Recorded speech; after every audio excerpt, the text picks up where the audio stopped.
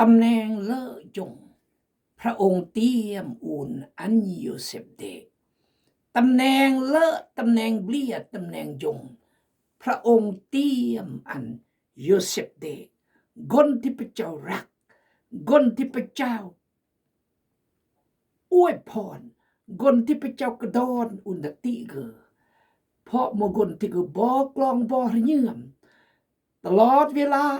โยเซฟยัดดมัดเดพระเจ้ายัดกระดักติเดพระเจ้ายัดกันรูมปนิรเดพระเจ้าดักการปกป้องวันล้อมเดพระเจ้าดักการคุ้มครองเดพระเจ้าโยเซฟย่างยอดงอดเดพระเจ้าโยเซฟย่างยอดม่อนพระเจ้าหมอกอันยอม่อนพระเจ้าหมอกอันเด่นม่อนพระเจ้าหมอกอันซีม่อนพระเจ้าหมอกอันเบออันมาอันแยมอันจับอันบายนี่คือเกียรติสำคัญพระเจ้าปั้นอันโจเซฟเดจิมกินเบลียและเสียคุณภาพมาบริสุทธิ์พุทธพองกุดอนอูนโยเซฟเดเลิกกว่ากำราในพลปุติฟาบันเท่าเมื่อพระเจ้าจะอันเลิกกว่ากำราในพลปุติฟาบันเท่าเมื่อพระเจ้าจะอันแต่จะต้องก็เวลาก็โอกาสที่พระเจ้าจะมอดไกอันชีวิตอีต้องก็เวลาในพระเจ้าสิ่งดีๆมีอยู่ให้เจ้าทุกคนที่ฮักพระเจ้าเมียดีๆผัวดีๆงานดีๆเงินเดือนดีๆบ้านดีๆรถดีๆมีไว้สำหรับคนที่ไว้ใจกับพระเจ้า100%แต่เวลาได้พระเจ้าพระเจ้าอมพระเจ้านิสัยเหมือนอีปีนกายยำเจอพระเจ้ายำเลือบริสุทธิ์ขอบคุณพระเจ้าสรรเสริญพระยงพระกรพระมารบริสุทธิ์พระองค์พระเจ้าสูงสุดและยิ่งใหญ่ปันระว่างสร้างประเทศนิรันดร์การเมื่อพระเจ้าได้อับราฮัมอิสาคยาโคบเมื่อพระเจ้าได้โอได้กำราได้กอนได้กมุนได้เจอุบาร์กนและเมื่อได้บอลลอยจมกนพระเจ้าสัตย์ซื่อสัตย์ต่อสิ่งกสัญญาต่อสิ่งกบอกกสอนต่อสิ่งกเราอูนดะปุ่มเล่มกีพระคำเล่มกีเล็ดยิ้มแนวเสื้อนำนี้ดื่มนำนี้พี่น้องเลยขอพระเจ้าเมตตาอีคือฮัลโหลท่าทายเดียวครอสไมเลอร์โลจุมกนดื่มละบ่ลำเบลยัดกังจะเปลี่ยเรเจียสุขภาพร่างกายก็น่าเวียกพระเจ้าการสอบเบอร์หามาการเฮียนศึกษาเยก่อนครอนบะจึงลงมันมงมันสมิงครอนบ่เดินตามพระเจ้าอ่านพระคำมื้อละ8 บทอุทิศชีวิตอันยกพระเจ้าระมัดระวังในการดำเนินชีวิตอันเลอนี่ในอาจารย์คำแพงกับปูลริโออากนขับรถตอกอริโอกุมปูจุสีหงมอเปิกระมูครอยยืมอยู่อาจารย์คำแพงอมโทกอายโอพี่น้องเอ้ยครอเตือนพี่น้องมาเมื่อจะได้รถจักรก็โทกายเกิดอุบัติเหตุก็โทกายมากบัดแหละที่คนเกิดอุบัติเหตุเรื่องรถตกครอเตือนพี่น้องอิ่มโมนมันจะแต้มจอยมันหาดูแนวแบบกีโลกกีอีกควรระวังระมัดระวังในการดำเนินชีวิตพระคัมภีร์บอกการย่อกายสลายไปขับรถย่อกายเสหมวกกันน็อก บริกมาสก็ลดตอกกงมั่งอัมเปียนงอเจองอนีรเนืองลอยสักอันตรายแต่อีก็น้องแตงพี่น้องเอ๋ยขอพระเจ้าเมตตาอีกเอาละกาแยงพระคำพระเจ้าโยเซฟดินต่อหน้ากษัตริย์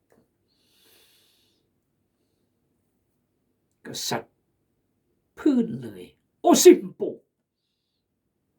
ปะมะแก้วเดโอเสือสเมแกเบือนโยเซฟตอบโอแกมเบือนดอกแต่พระเจ้าจะแก้หลวงปู่ที่ลำบูอย่างเจ็ดตัวกุลกินี่หุยลำบูนจ้าอันนี้เขื่อนมาลุยเจ็ดตัวแล้วก็กุยรึกเปล่งหอกุลมือเต็มเม่งเจ็ดเปล่งยันเบียกกุยอีกตึมเจ็ดเปล่งโกงมาลุยโยเซฟแกโยเซฟตอบกษัตริย์ว่าข้อ25ปฐมกาลบท41ข้อ25ความฝันซ่องอย่างนี้มีความหมายอย่างเดียวกันพระเจ้าได้บอกท่านให้หู้ถึงสิ่งที่พระองค์จะให้บังเกิดขึ้นงัวแม่ที่ตุ้ยพี่จับตัวนั้นหมายถึง7 ปีและห่วงเข้าเม็ดตึงเป็นห่วงนั้นก็หมายถึง7 ปีเช่นกันทั้งสองอย่างมีความหมายอย่างเดียวกันงัวแม่ที่จ้อยพร้อมและเห็นแต่กระดูกที่ขึ้นมาจากแม่น้ำที่หลังและห่วงเข้าเม็ดลีบ7 ห่วงที่เหี่ยวแห้งย้อนลมทะเลทรายพัดนั้นแม้นเวลา7 ปีที่จะประสบพบพ่อกับความอึดยากความฝันของท่านแมนตามที่ข้าพเจ้าเว้ามานี้และพระเจ้าสำแดงให้ท่านหู้ถึงสิ่งที่พระองค์จะให้บังเกิดขึ้นอยู่ในทั่วดินแดนของประเทศอียิปต์จะมีความอุดมสมบูรณ์เป็นเวลา7 ปีหลังจากนั้นจะมีการอึดยากเกิดขึ้นเป็นเวลา7 ปีอีกและปีแห่งความอุดมสมบูรณ์ในประเทศอียิปต์จะถูกลึกไปย้อนว่าความอึดยากจะทำลายประเทศปีแห่งความอุดมสมบูรณ์จะถูกลืมไปอย่างหมดสิ้นเพราะความอึดยากที่จะมานั้นให้แห้งที่สุดสาเหตุที่ท่านฝันส่องเถื่อนั้นหมายความว่าพระเจ้าได้กำหนดการนี้ไว้แล้วและพระองค์จะให้สิ่งนั้นเกิดขึ้นในอนาคตอันใกล้ๆนี้นี่คือความหมายของหลวงปู่เด็กกษัตริย์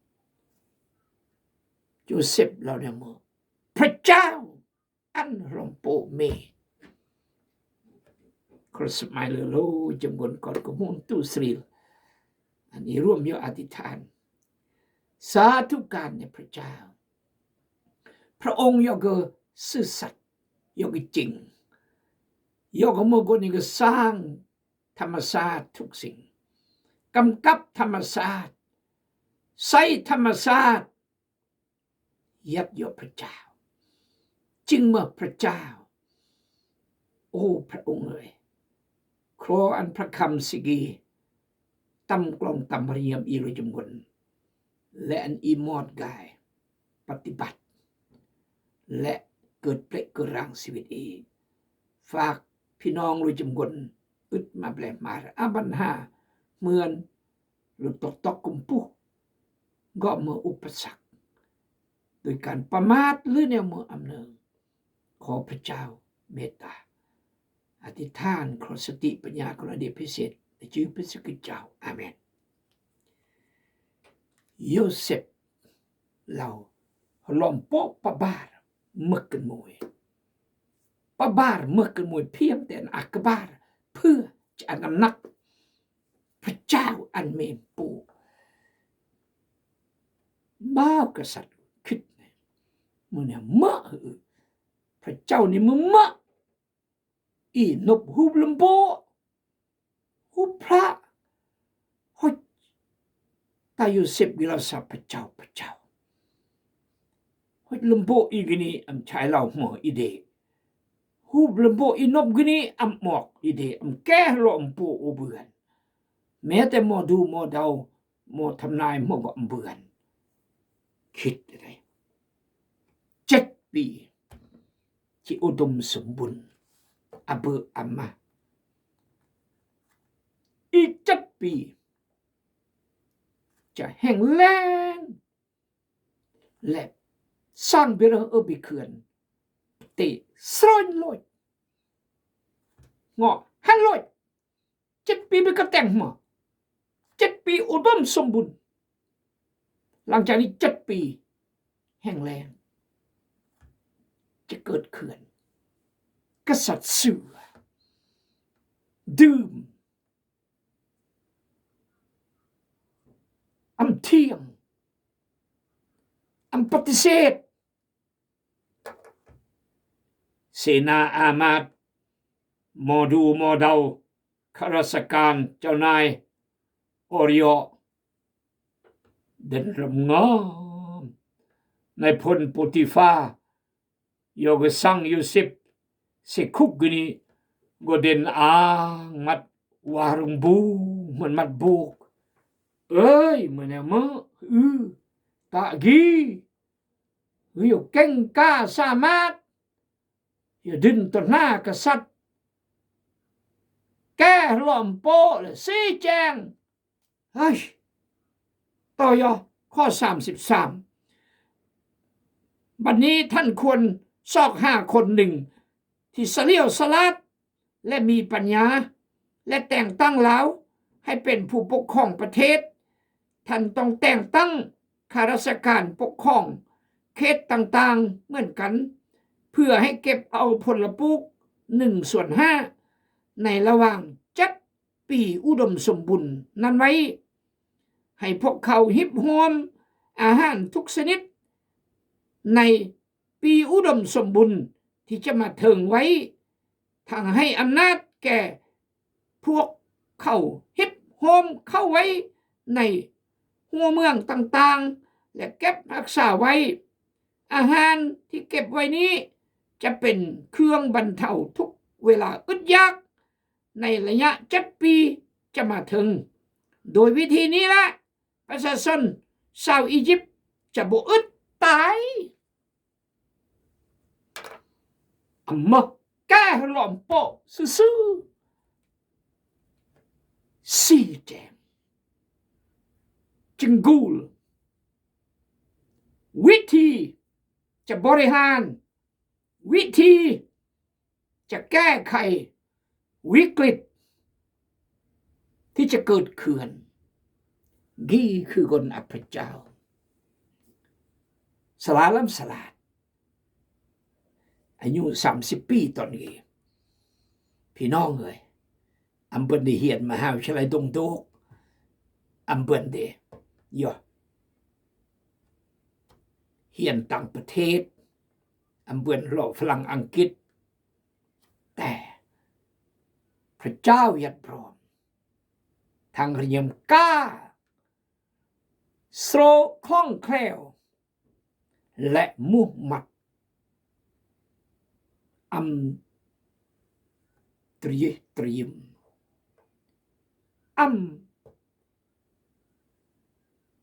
แต่งเหมือนคน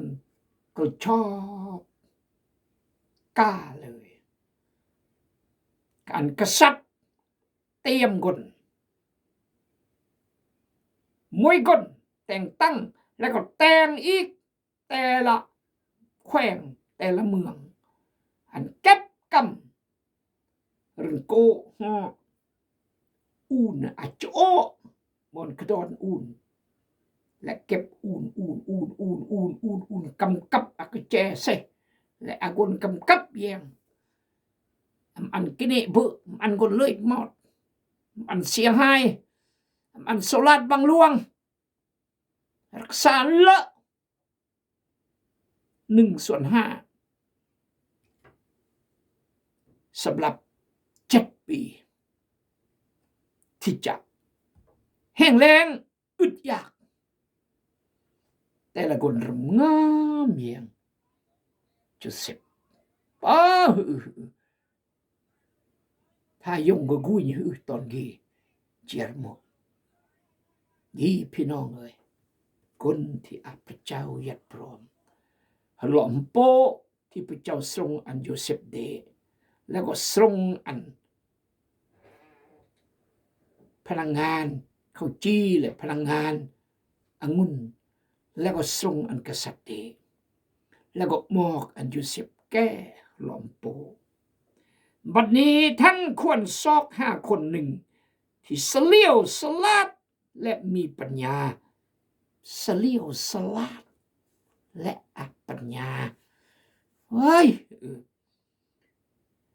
และแต่งตั้งเราให้เป็นผู้ปกครองประเทศแนะนำแบบนี้น้องกล้าแนะนำเฮ้ยกษัตริย์ท่านต้องแต่งตั้งคุณท่านต้องแต่งตั้งคำสั่งเนี่ยข้าราชการปกครองเขตต่างๆเหมือนกันเพื่อให้เก็บเอาผลปลูก1/5ในระหว่าง7 ปีที่อุดมสมบูรณ์นั้นไว้สรมละเอียดเสลียวสลาดสติปัญญาไม่คนนอกนี้แต่ละแขวงกษัตริย์ตามในหมดพี่น้องอย่างเลอะข้อ37กษัตริย์กับข้าราชการของเพิ่นเห็นพร้อมในแผนการนี้ช่ะคิดนะหมดพี่น้องกษัตริย์และข้าราชการดีเกอกุยเลอดับแผนการเด็กจุด10เงิมปล่อยนอคิดเองเงิมปล่อยนอตรึกเงิมเราสบคิดแนวเมื่อบ่จะแต่แนวก็เมื่อโอเล่าหล่อมโป้เมื่อเนาะพระเจ้าอันเดนเนาะเป้เล่าเลยนี่แหละกล้าโศกกล้าพระองค์กล้าใส่แนวคิดกลสลาดสติปัญญาพระเจ้ากล้าคิดกล้าโศกกล้าตัดสินใจกล้าแนะนำกล้าเบิกกล้ามากล้าเบื่อนกล้ากล้ามากล้าดงกล้าดังกล้าหังกล้ามีกล้าดีกล้าไรกล้าไปกล้ามาแก่เกิดกล้าเกิดกล้ายัรนี่คือโจเซฟควรอิจิเฮียนและเฮียนพระคำพระเจ้าปึ้มเล่มกีควรบอกกับหูอีจะเชื่อ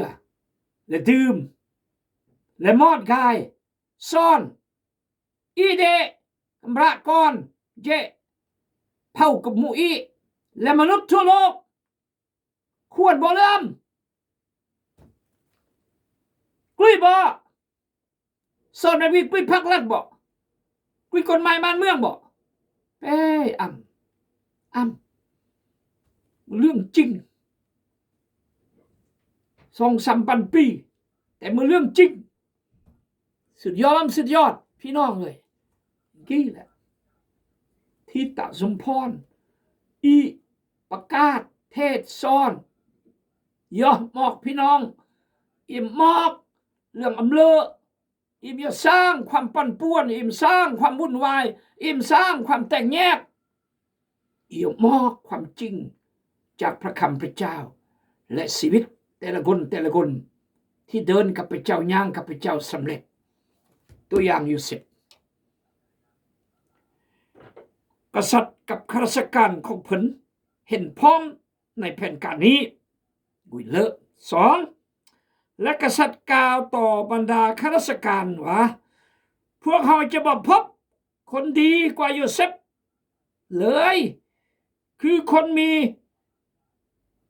พระวิญญาณของพระเจ้าสถิตอยู่นำพูด ยังเลยโยเซฟอำเล่าซาโอพระเจ้าอย่าพร้อมพระวิญญาณบริสุทธิ์อย่าอยู่โอ้จึงเนื่องจึงเข้าใจโยเกแต่กษัตริย์เองจากที่มุกษัตริย์และสลาดเฮรอาสติปัญญาบริหารประเทศแยงประเทศเกกูนperceive ลองคิด the king perceived that Joseph has the Holy Spirit with him กษัตริย์สมอดกุยแย่งกุยสังเกตกุยซะโยเซฟอมกนธรรมดาอมกนทั่วไปพิเศษเท่านั้นครอนชีวิตอีมมีคนพิเศษอย่าแต่ครอบครัวกันนี่พิเศษอย่าแต่คริสตจักรกันนี่พิเศษอย่าแต่กุ้งกันนี่พิเศษอย่าแต่ห้องเรียนกันนี่พิเศษอย่าแต่ห้องการกันนี่พิเศษอย่าแต่เวียกกันนี่พิเศษดักตำแหน่งกันนี่นี่คืออีควรจันเบียงกุยอีพิเศษกล้วยบอกแป้แต่งเบื่อนบอกเบื่อนเฮ็ดอยู่อีพวกเฮาจะบ่พบคนดีกว่าโยเซฟเลยอันตำแหน่งคือเสมอคนดีคนดีคือคนที่มีพระวิญญาณของพระเจ้าสถิตอยู่นำสองคนที่พระวิญญาณพระเจ้าสถิตอยู่นำพี่น้องเอ๋ยครอนอีพระเจ้า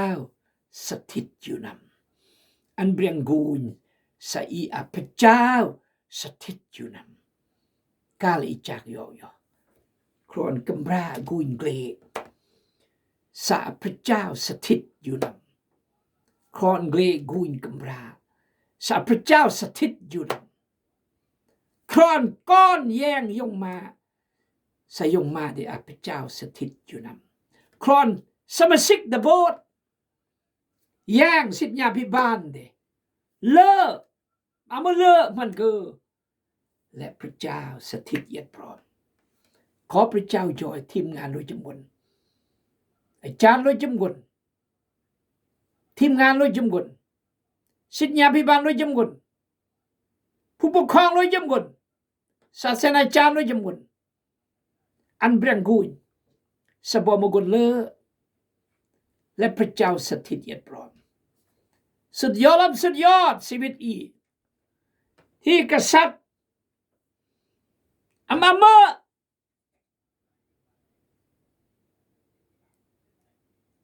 สลาดเฮรมันเมและมกุลเลอและพระเจ้าสถิตเยียดพร้อมฮาเลลูยาสรรเสริญพระเจ้าสรรเสริญพระนามสรรเสริญพระนามสรรเสริญพระนามพระเจ้าครออันเบียงกูนอีสามอเมอเหมือนเกือเหมือนนาและมุกเลอและพระเจ้าสถิตเยียดพร้อมและจะแต่งเวียกน้ำกีอันสำเร็จบุเวียกน้ำเสมอและมือต่อยพี่น้องจะบุบใส่อยู่10กุนกีจะเกิดมาและกษัตริย์องค์กีจะแต่งมาอยู่10และอยู่10จะแต่งมาตะลงถ้าพี่น้องพลาดเสียใจยังอันสุดขอพระเจ้าอวยพรอาเมน